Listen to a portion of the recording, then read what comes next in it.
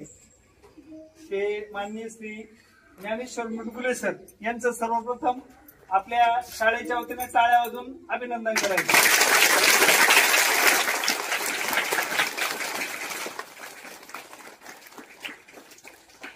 आपण जन्मल्यापासून पहा आपला जसा जन्म होतो तसा आपले आई वडील आपल्याला संस्कार करतात की नाही, पण आपल्याला चालण्यापासून जेवण्यापर्यंत आंघोळ करण्यापर्यंत अशा अनेक प्रकारच्या छोट्या मोठ्या कृती आपल्याकडून आई करून घेते, आपल्या चांगल्या गोष्टीचे संस्कार करते।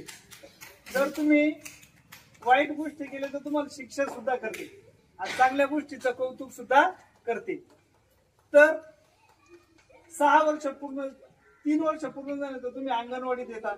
अंगणवाडीत आई तुम्हाला चांगल्या सवयी लावते।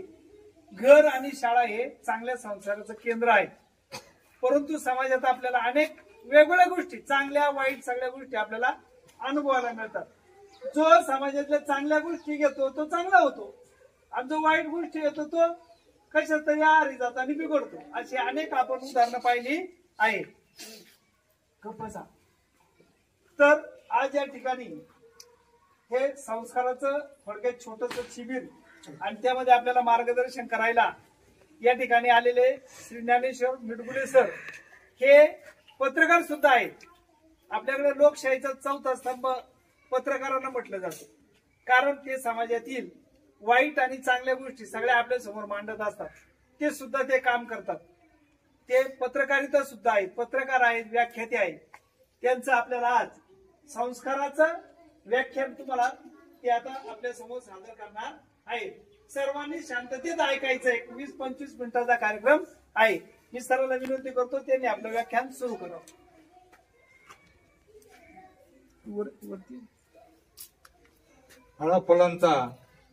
फळाफुलांचा माळा पाहिजे, आनंदाचा सोहळा पाहिजे। गावात मंदिर कमी असतील तरी चालतील, पण सुंदर अशी एक शाळा पाहिजे। अशा सुंदर अशा लाखनगाव विद्यालयाच्या सर्व गुरुजनांना वंदन करून तुम्हा विद्यार्थी बालमित्रांना ज्ञानेश्वर मुडगुलेचा मनापासून मनपूर्वक नमस्कार।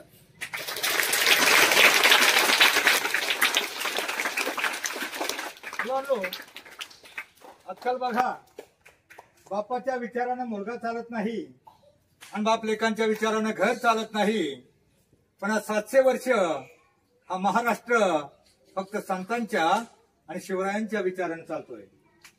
जगावं कसं आम्हाला छत्रपती शिवरायांनी शिकवलं, मरावं कसं हे शंभूराजांनी शिकवलं आणि वागावं कसं हे संत समाज सुधारकांनी शिकवलं। आता मला सांगा, तुम्हाला कुठं शंभूराजासारखं मरायचंय?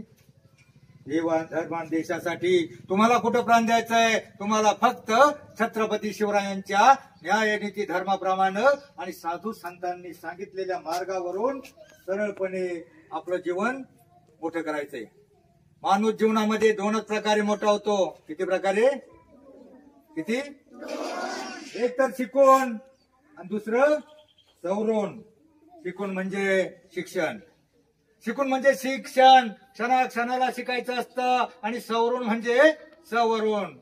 सकारात्मक अर्थाचे जेवढे शब्द सत्य, सदाचार, संयम, सुविचार, प्रत्येक चांगल्या विचारामध्ये सकारात्मक शब्दामध्ये माणसाचं जीवन बदलण्याचं सामर्थ्य असतं। एक चांगला विचार घेऊन जगण्याचा वागण्याचा प्रयत्न केला, तुमच्यातला प्रत्येक जण मोठा होऊ शकतो हा विश्वास देऊनच जाणार आहे। तुमच्यातला प्रत्येक जण मोठा होऊ शकतो। मला सांगा, तुमच्यातलं मोठं कोणाकोणाला व्हायचंय? हात वर करा, सगळ्यांना व्हायचं, हात खाली करा। मी सांगितलंय माणूस जीवनामध्ये 2 प्रकारे मोठा होऊ शकतो। एक शिकून म्हणजे शिक्षण, क्षणाला शिकायचं असतं। तुम्हाला लहानपणी एक गोष्ट होती, 2 लहानपणाची शर्यत लागते आणि त्यामध्ये एक जण जिंकतो। कोण जिंकतो? कासव। तसा चपळ होता तरी कासव जिंकतो। का जिंकतो? कारण तो थांबला नाही, झोपला नाही, त्याला आळस आला नाही। मग या गोष्टीपासून तुम्ही काय शिकायचंय? या शाळेमध्ये ते प्रत्येक गोष्टीमधून काहीतरी बोध घ्यायचा असतो, प्रत्येक धड्यातून काहीतरी धडा शिकायचा असतो। कथा, कादंबऱ्या, गोष्टी, सिनेमा काही नुसता करमणुकीसाठी नसतात, काहीतरी घ्यायचं असतं। मग या कासवाच्या गोष्टीपासून तुम्ही काय शिकायचं? थांबायचं नाही।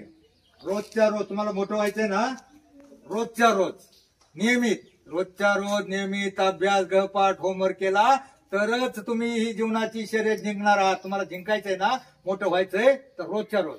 काय होतं, एखादा मुलगा 4 दिवस मामाच्या गावाला जातो, मुलगी मावशीकडे जाते, 4 दिवस शाळा बुडते का नाही. 4 दिवस शाळा बुडल्यावर जो पोर्शन शिकवलेला जातो, जो अभ्यास गृहपाठ होमवर्क असतो, तो मागं राहतो आणि ऑटोमॅटिक तो मुलगा किंवा ती मुलगी जीवनाच्या शर्यतीमध्ये, अभ्यासाच्या शर्यतीमध्ये मागं पडते. मुलांनो, विद्या हे गरिबाचं धन आहे. विद्या हे गरिबाचं धन आहे, श्रीमंतांचा अलंकार आहे, आणि असं धन आहे जगातला कोणताही चोरटा तुमच्यापासून हिरावून घेऊ शकत नाही. तुमच्या खिशामध्ये 100ची नोट असली, एखादा कोणीतरी गाठून 2 ठोके देऊन काढून घेऊ शकतो का नाही. पण तुमच्या डोक्यामध्ये कविता असली, एखादा 29चा पाडा असला, जगातला कोणताही चोरटा हिरावून घेऊ शकत नाही. आणि मित्रांनो, कोणतीही बहुमजली, तुम्ही बिल्डिंग बघितले का, मोठमोठे उंच 10 मजली, 12 मजली, 15 मजली, 17 मजली, कोणतीही बहुमजली उत्तुंग इमारत उभारण्यासाठी पाया पक्का असावा लागतो. आणि प्राथमिक शिक्षण 7वी पर्यंत शिक्षण हा तुमच्या जीवनाचा पाया आहे. तो पक्का करण्यासाठी त्या कासवाप्रमाणे क्षणोक्षणाला, प्रत्येक क्षणाला शिकायचं असतं. दररोज रोजच्या रोज अभ्यास गृहपाठ होमवर्क करूनच तुम्ही मोठे हो. मी तुमच्या डोक्यावरून जाईल असं काही सांगणार नाही, तुमच्या डोक्यावरून जाईल असं काही सांगणार नाही. आणि त्यांच्या तुम्हाला जे उपयोगाचं आहे, सगळ्यात लहानपणाचं तुम्हाला एक उदाहरण देतो. सगळ्यात लहानपणी कोणता असतो? सगळ्यात लहानपणी कोणता असतो रे? हत्ती. कोणता असतो सगळ्यात लहानपणी? मुंगी. बरोबर, मुंगी सगळ्यात लहान असते. मुंग्या काय करतात? मुंग्या लाईन मध्ये असतात, शिस्तीमध्ये असतात. बघा, मुंग्या पाहिलं का तुम्ही? अशा इकडे तिकडे पळत नाहीत, एक इकडे गेल्या, अख्ख्या लाईन मध्ये असतात, शिस्तीमध्ये असतात. गडबड, गोंधळ, घोटाळा काही करत नाहीत. ते काय करतात मुंग्या? बाहेर जाऊन कुठेतरी खळ्यावर, धान्यावर, शेतावर, कुठेतरी घराच्या बाहेर कोपऱ्यामध्ये पडलेले धान्याचे कण, आपल्यापेक्षा डबल वजनाचा ज्वारीचा, बाजरीचा कण आपल्या पाठीवर घेतात. आणि जुन्या काळामध्ये सिमेंट नव्हतं, त्याची घरं कुठं असायची? कुठेतरी भिंतीवर असायचं. आणि त्या भिंतीवरल्या कोपऱ्यामधल्या बेळामध्ये ते धान्याचे कण, आपल्यापेक्षा डबल वजनाचे धान्याचे कण आपल्या पाठीवर घेऊन ते चढतात. चढताना त्या वजनाच्या भारानं बऱ्याच वेळा फिसलतात, पडतात, आणि पडल्याच्या नंतर परत खाली येतात. परत खाली येऊन तो धान्याचा कण पाठीवर घेतात. आपल्यातली सगळी ताकद वापरून तो कण धान्याचा साठा करतात. सगळ्या मुंग्या आपल्यातली सगळी ताकद वापरून धान्याचे कण त्या बेळामध्ये नेतात आणि धान्याचा साठा करतात. आता मला सांगा, मुंग्या आपल्या बेळामध्ये धान्याचा इतका साठा करून ठेवतात वर्षभर, म्हणजे जीवनभर, त्यांचं जीवन वर्षाचंही नसतं, वर्षभर पुरेल एवढा धान्याचा साठा मुंग्या आपल्या बेळामध्ये करून ठेवतात. तर का करून ठेवतात? का का हिवाळ्यात नाही,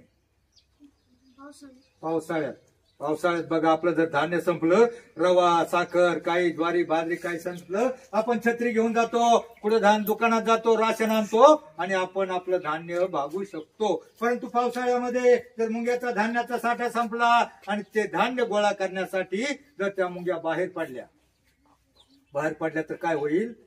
धो पाऊस येईल. पाहिला ना तुम्ही पाऊस?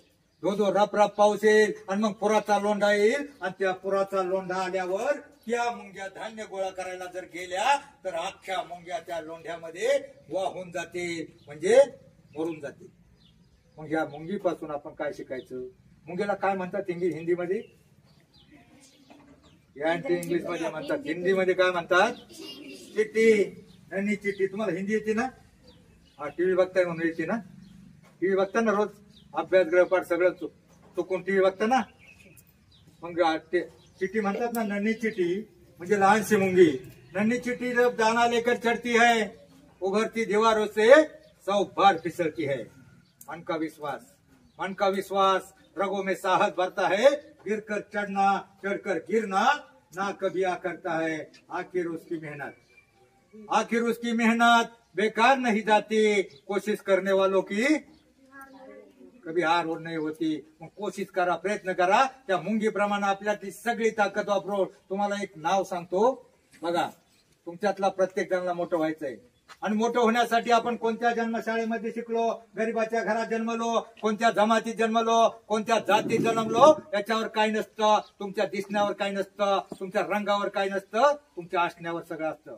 तुमच्यातला प्रत्येक जण मोठा होऊ शकतो. बऱ्याचदा असं वाटतं अरे मी गरीबाचा, मी कोणत्या जातीत जन्मलो, मी कमी हुशार, मी बुटका, मी लोकडा, मी काळा. मी कसा मोठा होणार? तुमच्यातला प्रत्येक जण मोठा होणार. काळाही मोठा होणार आणि लोकडाही मोठा होणार. पण कसा होणार? फक्त शिकून सवरून. तुम्ही एक नाव सांगतो तुम्हाला, तुमच्या बोर्डवर मी वाचलं आता बघा आतमध्ये, आपल्या भारताच्या राष्ट्रपती, काय नाव त्यांचं? राष्ट्रपतीचं नाव द्रौपदी मुर्मू. त्या कोणत्या जातीत जन्माला माहिती? ओडिसातल्या एका आदिवासी समाजामध्ये जन्मल्या. त्यांचे आई वडील खाणीमध्ये काम करत होते. खाणीमध्ये काम करता करता तिचे दोन्ही भाऊ त्या खाणीमध्ये वारले आणि मग 5-6 वर्षाचे असताना त्याला बोर्डिंग मध्ये शिकावं लागलं. एकमेव मागास समाजातील मुलगी बोर्डिंग मध्ये जाऊन शिकली आणि आज कोण झाली? मग तिचा रंग कसा आहे? रंग कसा आहे? सावळा आहे. मग रंगावर काय नसतं, आपण कोणत्या जातीमध्ये जन्मलो याच्यावर काय नसतं, देवानं आपल्याला कोणता रंग दिला याच्यावर काय नसतं, आपल्या दिसण्यावर काय नसतं, आपल्या असण्यावर सगळं असतं. आणि आपण कसं असू शकतो? फक्त शिकून सवरूनच आपण काहीतरी बनू शकतो. तुम्ही एक नाव ऐकलंय का? तुम्ही क्रीडा स्पर्धा बघता का? पीटी उषा नाव ऐकलंय का? ऐकलंय? कोण होती? डान्सर धावपट्टू. बरोबर, धावपट्टू होती. आणि ती धावपट्टू मिळालो, तिला पदक मिळालं ते सुखाने नाही मिळालं. ती आता आपली मार्गदर्शक आहे. ज्या वेळेला ती पदकासाठी झुंजत होती 3 वर्ष सतत तिचं पदक 9 सेकंदावर नौकत होतं. किती सेकंदावर पदक? भाग घ्यायची वर्ष फुकट जायचं, 9 सेकंदावर फुकट होतं. पण एकदा काय झालं की दररोज प्रॅक्टिस करायची. ह्या गावातून त्या गावात 5 किलोमीटर, तिकून 5 किलोमीटर, दररोज 10 किलोमीटर पळायची. किती किलोमीटर पळायची? ती पळायची, सर्व्हिस करायची. आणि प्रॅक्टिस करत असताना एकदा काय झालं, एका वर्षी त्या पलीकडल्या गावामध्ये गेली. पलीकडल्या गावातून जशी माग फिरली तशी तिच्या माग 2-4 कुत्री लागली. कुत्र्याची कळवण पाहिली का तुम्ही? 10-15 कुत्र्यांची कळवण लागली होती. आणि त्या कुत्र्यांची कळवण, एक कुत्र तिच्या दिशेनं पळालं, बाकीची कुत्री त्या कुत्र्याच्या मागे पळाली. त्या पीटी उषाला वाटलं अरे कुत्री माझ्या मागे लागल्यात. आणि मग जी कुत्री मागे लागल्यात या भीतीनं तितकी चिंगाट पळाली, गुंगाट पळाली, सांगाट पळाली, चिंगाट पळाली. 15 सेकंद तोडले. किती सेकंद तोडले? आणि पहिल्या वर्षी भारताला पदक मिळालं. कशामुळे पळाली ती? जीवाच्या आकांतानं पळाली. का पळाली? भीतीनं. मग मित्रांनो, तुम्हाला भीतीनं नाही पळायचंय, फक्त तुम्हाला जीवाच्या आकांतानं, मनापासून, अगदी मनापासून अभ्यास करायचा आहे. तुम्हाला हिंदी संत माहिती आहेत का तुम्हाला? हिंदी महिला संतांची नाव काय? महिला संत होऊन गेले आपले, बरेच संत होऊन गेले 4. कोण होऊन गेले संत? संतांची नाव: जनाबाई, मीराबाई, मुक्ताबाई, बहिणाबाई. यांच्या कविता तुम्हाला मास्टर डिग्री पर्यंत, एकनाथाची फारुडे 11वी-12वीला आहेत. मास्टर डिग्री पर्यंत तुम्हाला अभंग आहेत. मला सांगा, हात वर करा, तुमच्यातले 2 अभंग कोणाचे पाठ आहेत? 2 अभंग? अभंग सांगा. 2 अभंग. अरे अभंग पाठ नाही का म्हणतात? 2 अभंग पाठ कुणाचे? बरं ठीक आहे, तुमच्या अभंगाच्या चाली. अभंगाचा अर्थ एवढा चांगला असतो, सिनेमाच्या, डीजेचा, ऑर्केस्ट्राच्या गाण्यापेक्षाही त्या अभंगाच्या चाली अर्थ चांगला असतो. ते तुम्ही डोक्यात घेत नाही. 700 वर्षानंतर आहे. 700 वर्षानंतर प्रत्येक गावामध्ये भजन, कीर्तन, हरिपाठ, परिपाठ, काकडा, अभंग गायले जातात. आणि त्यांच्या चाली चांगल्या असतात, त्यांचा अर्थ चांगला असतो. तो तुमच्या डोक्यात बसत नाही. पण डीजेचं गाणं एकच वर्ष येतं, दुसऱ्या वर्षी दिसत नाही, हे तुमच्या डोक्यात बसतं. मला सांगा, आमच्या 70 पेक्षा 35ची पिढी हुशार आहे. 35 पेक्षा तुमची 10-15ची पिढी हुशार आहे. पण भानगड काय झाले? जरा जास्तच हुशार आहे. ते चांगलं एक तुमच्या डोक्यात बसत नाही, तुमच्यापर्यंत पोहोचत नाही. आणि ते वाईट, त्या डीजेचा आवाज ऐकला का तुम्ही तिकडे सगळे चिंगाट पाडता. मला सांगा, तुम्हाला कोणी बोलवतं का? डीजेची गाणी काय असतात? एकच वर्ष संतांच्या अभंगात 700 वर्षानंतर प्रत्येक गावात सुंदर ते ध्यान, रूप पाहतो आलोचने, देवाच्या द्वारी इवलेशे द्वार, जे का रंजले गांजले प्रत्येक गावामध्ये गायले जातात. प्रत्येक वर्षी गायले जातात. ते ताजे तवाने वाटतात. डीजेचं गाणं एकच वर्ष येतं आणि ते एकच वर्ष गाणं पुढल्या वर्षी दिसत नाही. पुढल्या वर्षी दिसतंय ते आवाज वाढव डीजे तुझ्या, परत दिसला का दुसऱ्या वर्षी? एकच वर्ष गाणं फेमस होतं, तरी तुम्ही ते पळता. तुमच्या गावामध्ये हरिपाठ होतो? किती जण जातात हरिपाठाला? तुमच्या गावामध्ये सप्ताह होतो, 4-6 जण जातात. धन्यवाद, ते नक्की मोठे होते. ते हरिपाठाला जातात ना, हरी त्यांच्या पाठीशी राहील. अभंगाच्या चाली मित्रांनो, 2 अभंग खात खाली करा. प्रत्येक जीवनामध्ये फक्त 2 अभंग पाठ करा. कोणते 2 अभंग? हरिपाठामध्ये 38 नंबरला अभंग आहे. 38 नंबरला अभंग आहे, अवघाची संसार सुखाचा करीन, आनंदे भरीन तिन्ही लोक. काय अर्थ होतो याचा? अवघाची संसार म्हणजे कोणाचा संसार म्हटलंय? आपल्या घरातला म्हणलंय का? मम्मा, मम्मी, पप्पा, गुड्डी, नुटू, चौघांचा म्हटलंय का? अवघाची संसार म्हणजे अख्ख्या जगाचा संसार सुखाचा करील आणि आनंदे भरीन तिन्ही लोक म्हणजे स्वर्ग मृत्यू पाताळ सगळीकडे आनंद निर्माण करेल. अभंगाच्या एका चरणाचा अर्थ इतका मोठा असतो, पण तो तुमच्या डोक्यात बसत नाही. तुमच्या डोक्यामध्ये कोण? ती शांताबाई गेली, आला बाबूराव. बरोबर दिसला का शांताबाई? शांताबाई बाबूराव परत दुसऱ्या वर्षी दिसली का? पण संतांचे अभंग 700 वर्षानंतर प्रत्येक गावामध्ये कीर्तन, भजन, हरिपाठ, काकड्या गायले जातात. मला सांगा, तुमच्या गावामध्ये सप्ताह होतो? सप्ताह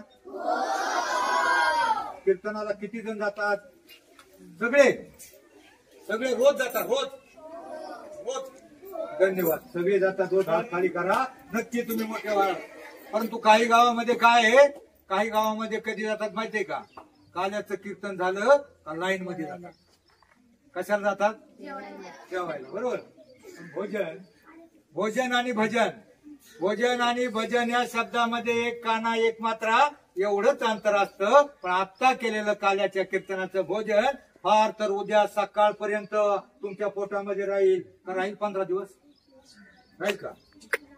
उद्या सकाळी गेट आउट का राहील 15 दिवस. पण एखादा अभंग, भजन, भारुड, गवळण, पद्या, ओहे, श्लोक, अभंगामध्ये संतांच्या साहित्यामध्ये फक्त अभंग नाही, त्याच्यामध्ये अनेक प्रकारचा आहे. त्याच्या चाली चांगल्या असतात, त्याचा अर्थ चांगला असतो, पण तो तुम्ही डोक्यामध्ये घेत नाही. तुम्ही मीराबाई नाव ऐकलंय? मीराबाई कोण होती? श्रीकृष्णाची भक्त होती, संत मीराबाई. तिचं एक पद आहे, माग म्हणाल का? पण त्याच्यातून तुम्ही काय शिकायचं? मी तुम्हाला याच्यासाठी मध्ये लागणार आहे, त्याच्यातला अर्थ डोक्यात घ्या. त्याच्यातून तुम्ही काय शिकायचं? मीराबाईचं एक भजन होतं. कोणतं भजन होतं? जैशी लागी लगन म्हणा, मेरा हो गए मगन, वो तो हरी हरी हरी हरी गुण गाने लगी. काय अर्थ होतो याचा? याचा अर्थ काय होतो? जैशी लागी लगन. जैशी लागी लगन म्हणजे मीराबाईला श्रीकृष्णाच्या भक्तीची एवढी गोडी निर्माण झाली होती, आवड निर्माण झाली होती. तशी आवड जर तुम्हाला अभ्यासाची निर्माण झाली तर जगातली कोणतीही शक्ती, अगदी चीन, पाकिस्तान सुद्धा तुम्हाला मोठं होण्यापासून रोखू शकत नाही. आणि मीरा हो गई मगन म्हणजे मीराबाई श्रीकृष्णाच्या भक्तीमध्ये एवढी तल्लीन मग्न झाली होती.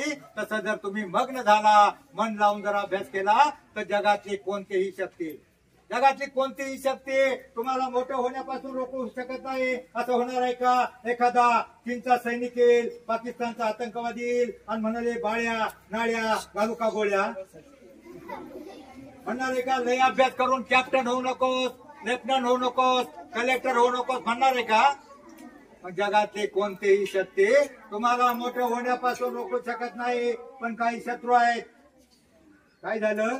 एका शाळेमध्ये सरांनी सांगितलं रामनवमीचा दिवस आहे, थोडस रामायणावर वेळा, श्रीरामाचा जन्म, सीता स्वयंवर, लंका दहन, रावणाचा वध, रावणाला कुणी मारलं, कसं मारलं, सगळं सांगितलं. पण मी बघितलं एक पोरग एकाला मारत होतं, लक्ष नव्हतं. मी त्याला म्हटलंय मागून 2-3 नंबर, अय बाळा रावणाला कुणी मारलं रे? मागून 2 नंबर. तो म्हणतो मी नाही मारलं. आता तू कसं मारणार? तुझं शाळेत लक्ष नसतं. तुमचं लक्ष काय सध्या? लक्ष काय तुमचं? टीव्ही, मोबाईल, डीजे, पाटलांचा बैलगाडा, काय लक्ष आहे तुमचं? तुमचं लक्ष आहे शिक्षण. मित्रांनो, शिक्षण म्हणजे शून्यातून विश्व निर्माण करण्याचा मार्ग म्हणजे शिक्षण म्हणजे सुतावरून स्वर्ग. लोक महिलावर स्वर्गात जाण्याची इच्छा व्यक्त करतात, पण शिकला सवरलेला माणूस या पृथ्वी तलावर स्वर्ग उभा करू शकतो इतकी ताकद या शिक्षणामध्ये आहे. म्हणून ही संधी आहे. एकदा धनुष्यातून सुटलेला बाण परत माघारी फिरू शकत नाही. त्याप्रमाणे शिक्षणाचा गेलेला एखादा आठवडा, एखादा दिवस, एखादा तास सुद्धा करून मिळू शकत नाही. म्हणून तुम्ही सगळ्यांनी हात वर केला होता. तुम्हाला मोठं व्हायचंय ना? कोणत्या मार्गाने? फक्त शिकवण. तुम्हाला एक जनाबाईचं भजन आहे, जनाबाईची गवळण आहे बघा. अभंगामध्ये फक्त अभंग नाही, अभंग, पदे, दोहे, ओव्या, श्लोक, गवळण, भारुड अनेक प्रकार आहेत. त्याच्या चाली चांगल्या आहेत. जनाबाईची एक गवळण आहे बघा. कोणती? लहान लहान लहान मुले घेऊन खोड्या करी खोड्या करी मन मोहन लाजवी हा चक्रपाणी गणी हसे हसे गाय गाणी गणी हसे गाय गाणी हसे गाणे गाऊन खोड्या करी मन मोहन. थोडी तरी चाल आहे का नाही याला? त्या डीजे पुढे गाणी असती वाईट प्राण्याची, त्याला चाल नसती बघा. डीजे पुढल्या गाण्याला चाल नसती. कोणती वाईट प्राण्याची गाणी असतात? मुंगळा मुंगळा का तुम्ही मुंगळ्यासारखे नसतात? काय मुंगळ्या चाल तरी आहे का? किंवा काला कव्वा काठ खायगा कावळा. मग ज्या डीजे पुढे तुम्ही जाताना त्या डीजेचा आवाज मुलांना किती नाजूक असतो, नाजूक असतो, मंजूळ असतो, कर्कश किती मोठा असतो. अहो माझ्या एका मित्राचा मुलगा 12वीला, त्याला 98% मार्क होती. किती? पहिला आला होता महाराष्ट्रात.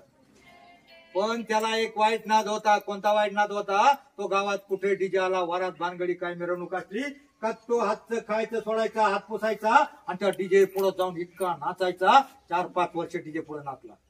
नाचल्याच्या नंतर 12वीला 98% मार्क पडली. पण काय झालं? ज्या वेळेला बाकीची पोरं प्रवेश घ्यायला पडत होती त्यावेळेला त्याचं डोकं दुखायला लागलं. डोकं दुखायला लागलं. भोवळ येऊन पडला. बापांना उचलला. हडपसरच्या इनामदार हॉस्पिटलमध्ये नेला. तिथे नेल्यावर फोटोग्राफी, स्कॅनिंग, MRI सगळ्या चाचण्या केल्या. चाचण्या केल्याच्या नंतर डॉक्टरनी सांगितलं त्याच्या मेंदूच्या मागच्या बाजूला लहान मेंदू असतो. त्या लहान मेंदूला गाठी झाल्यात. गाठी झाल्यात, त्या गुळंबल्यात, रक्त गुळंबलंय. गाठी काढावा लागतील. ऑपरेशन करून गाठी काढावा लागतील. 8-10 दिवसामध्ये जर गाठी काढल्या नाही तर मुलगा दगावेल. दगावेल म्हणजे मरेल. मुलगा दगावेल. एकुलता एक 98%चा हुशार मुलगा. गाठी झाल्यात, मुलगा दगावेल. आणि मुलांनो ऑपरेशनचा खर्च सांगितला फक्त 15 ते 20 लाख रुपये. किती? आता कुणाचं असतात का? पण एकुलता एक हुशार मुलगा जगवायला पाहिजे. बाप सायरा बाहेर झाला, कोण देणार एवढे पैसे? ऐन वेळेला थोडीशी जमीन होती आणि ती जमीन 50-60 लाखाची जमीन. एकुलता एक पोरग जगवायला पाहिजे. त्याचं ऑपरेशन करण्यासाठी बापानं ती जमीन 20 लाखाला विकली. डिपॉझिट भरलं, ऑपरेशन झालं. आता मला सांगा, तुम्हाला जमीन आहेत का? मग काळजी नाही, मग नाचा. जमिनी आहेत ना? घालवायच्यात का? मग त्या पोराचं बापानं 50 लाखाची जमीन 20 लाखाला विकली, डिपॉझिट भरलं, ऑपरेशन झालं, मुलगा जगला. मुलांना तुमच्या माहितीसाठी सांगतो, परंतु मागच्या बाजूला मज्जातंतू असतात, ज्या रक्तवाहिन्या, ज्या नसा असतात, शिरा असतात ना, त्यातल्या 1-2 रक्तवाहिन्या जॉईंट झाल्या नाहीत. आणि मग त्यामुळं त्या गाठीतल्या 1-2 त्याचा इफेक्ट झाला आणि मुलगा बरा झाला, नीट झाला, परंतु त्याचा स्मृतिभ्रंश झाला. स्मृतिभ्रंश या शब्दाचा अर्थ काय बाळू? स्मृतिभ्रंश म्हणजे काय? म्हणजे त्याला अर्ध आठवतं, अर्ध आठवत नाही. बाप आठवला तर आई आठवते, आई आठवली तर बाप आठवत नाही. मात्र त्याला एक नक्की आठवतं. काय नक्की आठवतं? डीजे सारखं हुशार आहे. डीजे सारखं कुठंतरी धडामकणी वाजलं का ते गोदाड फेकाटून देतं आणि उड्या मारायला लागतं आणि म्हणतं आत्ता माझी सटकली. बरोबर, सटकली पाठ आहे तुमचं, पण अभंग नाही. मला सांगा, तुम्हाला मोठं व्हायचं हात ना सगळ्यांनी? मोठं होण्यासाठी मला सांगा, तुमच्या डोक्याची, मेंदूची, कानाची, डोळ्याची कोणतीही नस सटकली नाही पाहिजे का? सटकली पाहिजे. मोठं व्हायचं असेल ना, माझ्या व्याख्यानातला एक विचार घ्या, डीजे पुढे आयुष्यात जाऊ नका. डीजेचा आवाज एवढा मोठा असतो, डीजे रस्त्यावर असल्यावर घर दणकतं, भांडी हातात. मला सांगा, तुमची डोकी त्या दगड मातीच्या भिंतीपेक्षा मी बरा असतात असंच का तुझे पुढे जाणार का? काही काही रोग असे असतात तुम्हाला माहित नसतं, डेंजर, धोका, खतरा कुठं लिहिलेलं नसतं. आणि तुम्हाला प्रत्येकाला मोठं व्हायचंय. जगातली कोणतीही शक्ती तुम्हाला मोठं होण्यापासून रोखू शकत नाही. पण काही शत्रू आहेत, तुमचे काही शत्रू आहेत आणि ते शत्रू बाहेर नाहीत, ते शत्रू तुमच्या आतमध्ये दडलेत. कोणते कोणते शत्रू तुमच्या आत आहेत ते तुम्हाला मोठं होऊन देणार नाही. कोणते शत्रू आहेत तुमच्या आतमध्ये? बघा, आज नाही अभ्यास करायचा. कोणता? टिंबटिंब हा माणसाचा सगळ्यात मोठा शत्रू कोणता? आळस, कंटाळा, बेफिक्री.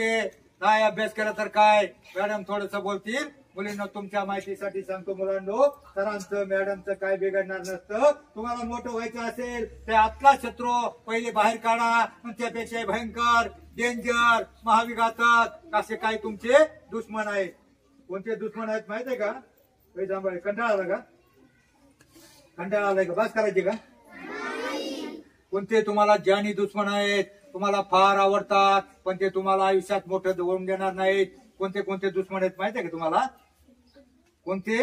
तुम्ही बघा, अभ्यास, गृहपाठ, होमवर्क सगळं सोडून अभ्यास तसाच राहिला तिथं 8 ते 8:30, 7 ते 7:30 त्याच्या पुढं टुळू बघत बसता आणि म्हणता तुझ्यात जीव रंगला.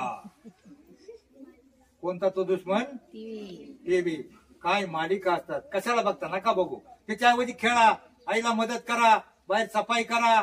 कारण तुमचा व्यायाम होत नाही त्या टीव्ही मुळे, मोबाईल मुळे. मग तुम्ही काय करा, ते नका बघू. काय मालिका असतात, काय मालिकांची नावं असतात. तुम्ही जी टॉकीज बघता का? मग काय मालिकेचं नाव दिलंय विचित्र, माझ्या नवऱ्याची बायको, असं असतं का? आणि मग ते कशाला बघायचं? नका बघू. तो 1 तास तुम्ही संध्याकाळी तुमचे आई वडील, घरातलं कोणी गुटखा खात असेल, दारू पित असेल तर त्याला घेऊन आठवड्यातला 1 तास फक्त तुम्ही रविवारच्या सुट्टीमध्ये 1 तास गावात हरिपाठ होतो ना, त्या चुलत्याला, बापाला, घरातल्या ज्याला वाईट व्यसन आहे ना त्याला घेऊन हरिपाठाला जा. तुम्हाला मोठं व्हायचं असेल ना, फक्त 1 तास घरातला एक माणूस घेऊन हरिपाठाला आठवड्यातून जा. 1 तास फक्त. चाल का 1 तास?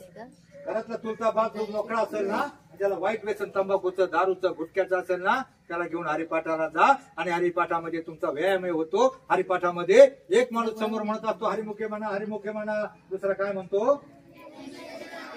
काय म्हणतो?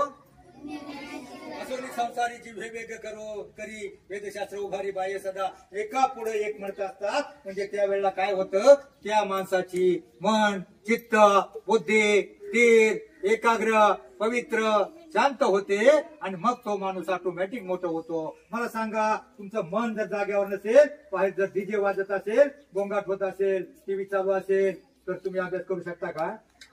आठवड्याचा 1 तास हरिपाठाला जा. आणि काय करा, फक्त तुमचा दुसरा जो ज्ञानी दुश्मन आहे ना, तुमच्या घरामध्ये लहान बाळ आहेत का? लहान बाळ घरात? मग ते लहान बाळ रडत असलं, आई काय करते? काय करते? मोबाईल चालू करून त्या बाळाच्या हातामध्ये देते. बरोबर? मग बाळाचे डोळं, त्या लहान बाळाच्या डोळ्याच्या आवरणं एवढी नाजूक असतात आणि त्या मोबाईलची लाइटिंग एवढी प्रखर इफेक्टिव्ह असते. आमच्या इकडल्या 7 वर्षाच्या मुलाला त्याच्या आईनं पहिल्या वर्षी खेळायला मोबाईल दिला. 7 वर्षाच्या मुलाचं डोकं हँग झालं. 15 ते 20 लाख रुपये खर्च झाला. पोरगं मेंटल झालं, पागल झालं. त्या बाळाच्या डोळ्याची आवरणं एवढं नाजूक असतात आणि त्या मोबाईलची लाइटिंग एवढी प्रखर इफेक्टिव्ह असते. 7 वर्षाच्या 10 वर्षाच्या मुलाला चष्मा लागतो, डोकं हँग होतं, पागल होतं. म्हणून लहान बाळाला घरात जर मोबाईल देत असेल ना, तो मोबाईल बाजूला ठेवा. त्या बाळाला उचलून जा, घेऊन जा, कुठेतरी बाहेर नादवा, हरिपाठाला घेऊन जा, भजनाला घेऊन जा. परंतु बाळाच्या हातातला मोबाईल काढणार का? तुमचा पाठीराखा बलवान व्हावा असा तुम्हाला वाटत असेल, एक मला शिक्षक व्हायचंय, मला चांगला आणि मोठा माणूस व्हायचंय, एवढं स्वप्न बघा. आणि मित्रांनो, ती स्वप्न पूर्ण करण्यासाठी एकच मार्ग आहे. कोणता? शिकून आणि सवरून. सवरून म्हणजे सवरून, सकारात्मक अर्थाचे जेवढे शब्द, सत्य, सदाचार, संतांचे विचार, चांगले विचार, प्रत्येक विचारामध्ये माणसाचं जीवन बदलण्याचं सामर्थ्य असतं. आता जाता जाता फक्त माझ्या माग एक अभंग म्हणा होता, अभंगाच्या 2 ओळी. सावता महाराज पुढे पंढरपूरला गेले नाही. एक अभंग सावता महाराजांचा पाठ करा. सावता महाराजांचा अभंग होता, कांदा मुळा भाजी अवघी विठाई माझी, लसूण मिरची कोथंबिरी अवघा झाला माझा हरी, मोठ नाडा विहीर दोरी अवघी व्यापिली पंढरी, सावता म्हणे केला मला विठ्ठल पायी गोविला गळा. सावता महाराज पुढे पंढरपूरला गेले नाही. त्या सावता महाराजांचा दुसरा अभंग आहे, चुन्नुक चुन्नुक टाळ वाजवी पाटामधलं पाणी, पाखरा संग गातो तुझी विठ्ठला गाणी. विठ्ठल विठ्ठल जय हरी विठ्ठल टाळ, विठ्ठल विठ्ठल जय हरी विठ्ठल, विठ्ठल विठ्ठल विठ्ठल विठ्ठल विठ्ठल विठ्ठल विठ्ठल विठ्ठल विठ्ठल.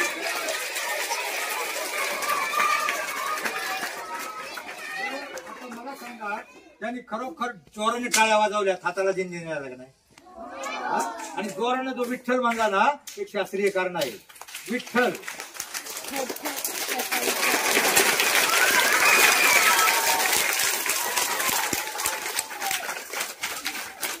विठ्ठल विठ्ठल विठ्ठल या शब्दावर जोर गेला का आपल्या हृदयामध्ये अंतकरणामध्ये कंपन निर्माण होतात. आणि हाताने डोळ्यात जोराने टाळ्या वाजवल्या. विठ्ठल विठ्ठल उच्चार फक्त दिवसातून एक वेळा केला आणि एक अभंग फक्त स्वतः देवघरापुढे बसून म्हटला तर मला सांगा, तुम्हाला आयुष्यामध्ये रक्तवाहिन्या तुमच्या प्रवाहित होतील. पायापासून डोक्यापर्यंत सगळ्या शिरा तुमच्या रक्तवाहिन्या प्रवाहित होतील. आणि मग त्या मुलाला आयुष्यामध्ये बीपी, शुगर, रक्तदाब, मधुमेह, कोलेस्ट्रॉल, अटॅक येणारच नाही.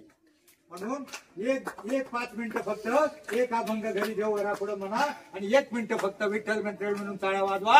1 मिनिटं आई वडिलांच्या पाया पडून शाळेत या. तुमच्यातला प्रत्येक जण मोठा होऊ शकतो. जगातली कोणतीही शक्ती तुम्हाला रोखू शकत नाही. आता मी शेवटला एवढंच सांगतो, आयुष्यामध्ये शिका इतका डिग्र्या कमी पडतील, जगा इतकं आयुष्य कमी पडेल, असा इतकं आनंद कमी पडेल. दौडा असे कमनशिबाचा फासा निखळून पडेल. परंतु मुलांनो, प्रयत्न इतका करा, अभ्यास इतका करा, त्या विठ्ठलाला, पांडुरंगाला, परमेश्वराला, त्या देवांना तुम्हाला देणं भागत पडेल, देणं भागत पडेल. जय हिंद, जय महाराष्ट्र. संस्कार शिबिरातून हरिपाठ, अभंग, ओव्या, भारूड यांचं महत्व ज्ञानेश्वर मुलगुले सर यांनी सांगितलंय. आपण वाईट गोष्टी कशा टाळाव्या आणि चांगल्या गोष्टी कशा स्वीकाराव्या या संबंधी आपल्याकडे आलेले पाहुणे श्री ज्ञानेश्वर मुलगुले सर, पत्रकार आणि ते व्याख्याते आहे, यांचा सन्मान आपल्या शाळेचे मुख्याध्यापक डोळस सर यांनी करावा अशी मी त्यांना विनंती करतो. Yes sir.